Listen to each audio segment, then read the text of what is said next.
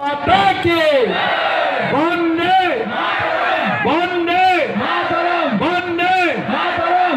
বহুত বহুত ধন্যবাদ। সমাগত বিটিচি পৰিষদীয় নিৰ্বাচনৰ দিন চমু চাপি অহাৰ লগে লগে নিৰ্বাচনৰ বাকযুদ্ধ তুংগত উঠিছে। ৰাজনৈতিক নেতাৰ বাকযুদ্ধৰ ঢৌৱে বিটিচিৰ আকাশ বঁটা কঁপাই তুলিছে। বিপিএফ চৰকাৰৰ বিৰুদ্ধে সৰব হৈ পৰিছে বিজেপি চৰকাৰ। শাসনৰ বাকজৰি নিজৰ মুঠিত আনিবলৈ উঠি পৰি লাগিছে ৰাজ্যখনৰ প্ৰভাৱশালী মন্ত্ৰী ডক্টৰ হিমন্ত বিশ্ব শৰ্মাই। ৰাইজৰ বিপুল উৎসাহ আৰু মই নিশ্চিত যে এবাৰ কোকৰাঝাৰত বিজেপি দলৰ চৰকাৰ নিশ্চিতভাৱে হ'ব। ছাৰ, যোৱাকালি হাগ্ৰামা মহিলা কোকৰাঝাৰৰ এখন মিটিঙত কৈছে যে হিমন্ত বিশ্ব আৰু ৰঞ্জিত দাসৰ দাদাগিৰি নচলিব বিটিচিত। কি ক'ব ছাৰ? হাগ্ৰামা মহিলাৰ দাদাগিৰি নচলিব, বহুত দিন চলালে 15 বছৰ।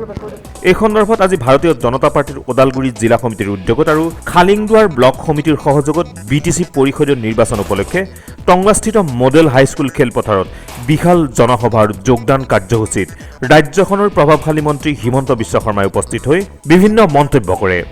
টংলা নগৰত বহু সমস্যা যেনে হস্পিটেল, ড্ৰেইন, পেঞ্চনৰ পৰা বঞ্চিত আদি সমাধান কৰাৰ ক্ষেত্ৰত বিজেপি চৰকাৰে আগভাগ লোৱাৰ কথাও তেওঁ ভাষণ প্ৰসংগত উল্লেখ কৰে। লগতে বিটিচিত মেকুৰীৰ শাসন নচলিব, বিগত দিনত বিপিএফ চৰকাৰে অন্য জাতি জনগোষ্ঠীসকলক দ্বিতীয় শ্ৰেণীৰ মৰ্যাদা প্ৰদান কৰি আহিছে বুলিও তেওঁ মন্তব্য কৰে। আনহাতে বিপিএফক কটাক্ষ কৰি এতিয়া নাঙলৰ কাম নাই, নাঙল চাবলৈ মানুহে যাদুঘৰলৈ যাব লাগিব বুলিও মন্তব্য কৰে। খেতি কৰে নেকি? নাঙলৰ কাম মিউজিয়ামত।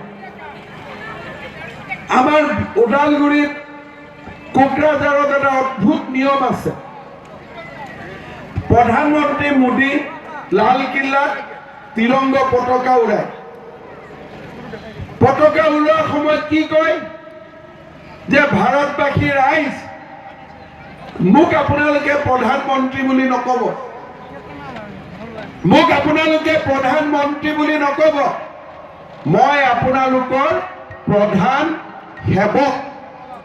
আনহাতে এই অনুষ্ঠানতে কেইবাটাও আঁচনি ঘোষণা কৰি আগন্তুক 28 তাৰিখৰ ভিতৰত বিটিচিত অৰুণোদয় আঁচনিৰ শুভাৰম্ভ হ'ব বুলিও তেওঁ মন্তব্য কৰে। লগতে পানেৰী সমষ্টিত এইবাৰ এই আঁচনি 22 লাখ পৰিয়ালে মাহে 38 টকাকৈ লাভ কৰিব বুলিও ঘোষণা কৰে। ঘেৰগাঁৱৰ পৰা তীৰ্থ শৰ্মাৰ ৰিপৰ্ট, সংবাদ লহৰ।